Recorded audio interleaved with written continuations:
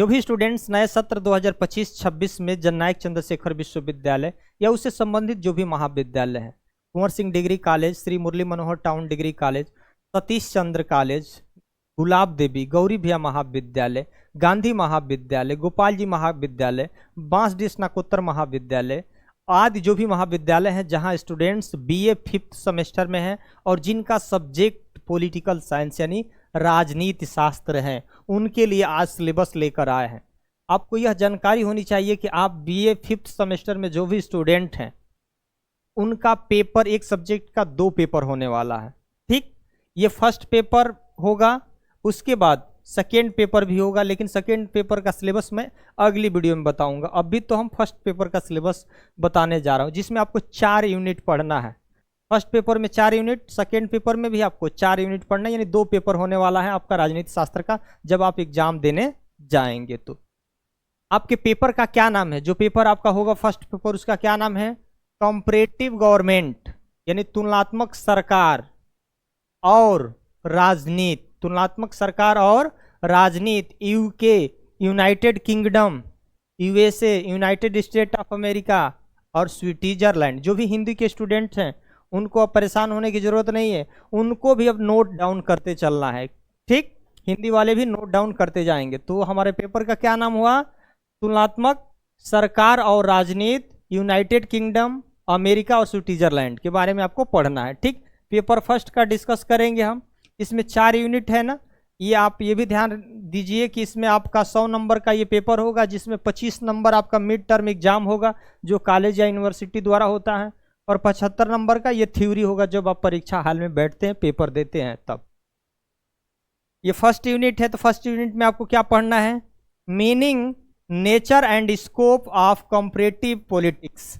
इसका हिंदी वाले स्टूडेंट्स लिखेंगे तुलनात्मक राजनीति का अर्थ। पहले तो आपको क्या लिखेंगे? तुलनात्मक राजनीति का अर्थ, प्रकृति और दायरा, यानी दायरा कहें या क्षेत्र कहें। हिंदी वाले स्टूडेंट क्या लिखेंगे? तुलनात्मक राजनीति का अर्थ, प्रकृति और दायरा। ठीक, अगला है डेवलपमेंट ऑफ कंपैरेटिव पॉलिटिक्स, यानी तुलनात्मक राजनीति का विकास। इसका मतलब क्या हुआ? तुलनात्मक राजनीति का विकास। Approaches to the study of comparative politics. यहां तक आप पहले इसको समझ लीजिए हिंदी वाले स्टूडेंट, इंग्लिश वालों को तो कोई दिक्कत नहीं है। Approaches to the study of comparative politics, यानी तुलनात्मक राजनीति के अध्ययन के दृष्टिकोण। यहां तक क्या होगा? तुलनात्मक राजनीति के अध्ययन के दृष्टिकोण। उसके बाद उसमें क्या पढ़ना है? सिस्टम थ्योरी, यानी प्रणाली सिद्धांत, जिसको व्यवस्था सिद्धांत भी कह सकते हैं, प्रणाली सिद्धांत या व्यवस्था सिद्धांत। स्ट्रक्चरल फंक्शनल थ्योरी, इसका मतलब संरचनात्मक कार्यात्मक सिद्धांत। संरचनात्मक कार्यात्मक सिद्धांत के बारे में भी आपको पढ़ना है। ठीक, उसके बाद यूनिट 2 देखिए। Unit 2, silent feature of the British constitution, यानी ब्रिटिश संविधान के, यानी ब्रिटेन के संविधान की मुख्य विशेषताएं के बारे में आपको पढ़ना है। ब्रिटेन के संविधान की मुख्य विशेषताएं के बारे में आपको क्या करना है? जानना है कि ब्रिटेन की संविधान की क्या क्या खास बातें हैं, उसके बारे में जानना है। वहाँ के जो क्राउन है, क्राउन के बारे में भी आपको पढ़ना है। वहाँ के प्राइम मिनिस्टर के बारे में पढ़ना है ब्रिटेन के। उसके बाद ब्रिटिश पार्लियामेंट, यानी ब्रिटेन के संविधान के बारे में आपको जानना है। उसके बाद देखिए हमारे देश में जैसे 2 सदन है, एक उच्च सदन है और एक निम्न सदन है। निम्न सदन को लोकसभा बोलते हैं, उच्च सदन को राज्यसभा बोलते हैं। उसी तरह से ब्रिटेन में भी 2 सदन है। अमेरिका में भी क्या है? 2 सदन है। तो उन सदन का नाम अलग अलग है, ये ध्यान रखिएगा। ब्रिटिश पार्लियामेंट यानी ब्रिटेन का संसद, हाउस ऑफ द लॉर्ड ये एक सदन हुआ, और यहाँ हाउस ऑफ द कॉमन एक सदन हुआ। 2 सदन हुआ ना। हाउस ऑफ लॉर्ड को क्या बोलेंगे? उच्च सदन। जैसे हमारे यहाँ उच्च सदन राज्यसभा होता है ना, उसी तरह से हाउस ऑफ लॉर्ड के बारे में पढ़ना है। और हाउस ऑफ कॉमन, जिसको इसको क्या बोलेंगे? निम्न सदन, जिसको हमारे यहाँ क्या बोलते हैं? लोकसभा बोलते हैं। ठीक, उसके बाद ज्यूडिशरी इन ब्रिटेन, इसका मतलब ब्रिटेन में न्यायपालिका के बारे में पढ़ना है। ब्रिटेन के न्यायपालिका के बारे में भी आपको पढ़ना है। ठीक, 2 यूनिट तो हो गया, 2 यूनिट और बचा है इस पेपर में। उसके बाद अगला पेपर अगली वीडियो में शुरू करेंगे। ठीक, और एक एक टॉपिक पर मैं वीडियो बनाऊंगा, तो जो भी स्टूडेंट्स नए होंगे तो निश्चित इस चैनल को सब्सक्राइब कर लेंगे। ठीक, तीसरा यूनिट में क्या है, silent feature of the constitutions of the USA, America के संविधान की मुख्य विशेषताएं के बारे में भी पढ़ना है कि अमेरिका के संविधान की क्या क्या खास बात है, उसकी विशेषता क्या है। उसके बाद अमेरिका के ही राष्ट्रपति के बारे में पढ़ना है, the president of the USA, यानी अमेरिका के राष्ट्रपति के बारे में पढ़ना। यूएसए मतलब कंफ्यूज मत होइएगा, यूनाइटेड स्टेट ऑफ अमेरिका बोलते हैं इसको।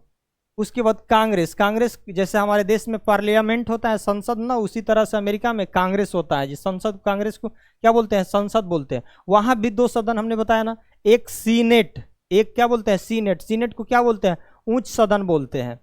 और हाउस ऑफ द रिप्रेजेंटेटिव, इसको क्या बोलते हैं, निम्न सदन। यानी सीनेट के भी बारे में पढ़ना है, हाउस ऑफ द रिप्रेजेंटेटिव के बारे में भी आपको पढ़ना है। उसके बाद जुडिशरी इन द यूएसए, यानी अमेरिका के न्यायपालिका के भी बारे में आपको पढ़ना है। ठीक, यूनिट 4 देखिए और last, silent feature of the constitution of the Switzerland, यानी स्विट्जरलैंड के संविधान की मुख्य विशेषताएं के बारे में आपको पढ़ना है। प्लूरल एग्जीक्यूटिव, यानी बहुल कार्यपालिका के बारे में भी पढ़ना है। एपराटूसेस ऑफ द डायरेक्ट डेमोक्रेसी, यानी प्रत्यक्ष लोकतंत्र के उपकरण, यहां से आप क्या लिखेंगे, प्रत्यक्ष लोकतंत्र के उपकरण के बारे में पढ़ना है। उसके बाद रेफरेंडम, यानी जनमत संग्रह, और इनआइटिएटिव, यानी पहल, यानी जनमत संग्रह और पहल के बारे में भी आपको पढ़ना है। उसके बाद जुडिशरी इन स्विट्जरलैंड, यानी स्विट्जरलैंड के न्यायपालिका के बारे में भी पढ़ना है। तो ये आपका फर्स्ट पेपर का ये सिलेबस है। अब सेकेंड पेपर का भी हम सिलेबस लेकर आएंगे। अगर जो भी स्टूडेंट्स नए हैं वो इस चैनल को सब्सक्राइब करेंगे और कमेंट करके बताएंगे कि आप किस महाविद्यालय से हैं, और जिस महाविद्यालय का मैंने नाम अगर नहीं लिया, किसी कारणवश अगर छूट गया है, तो अपने महाविद्यालय का नाम लेंगे, ताकि मुझे यह पता चले कि हमारा वीडियो किस किस महाविद्यालय की किस किस स्टूडेंट तक पहुंच रही है। महाविद्यालय और अपना नाम जरूर लिखें। अगर कोई सुझाव हो तो जरूर हमें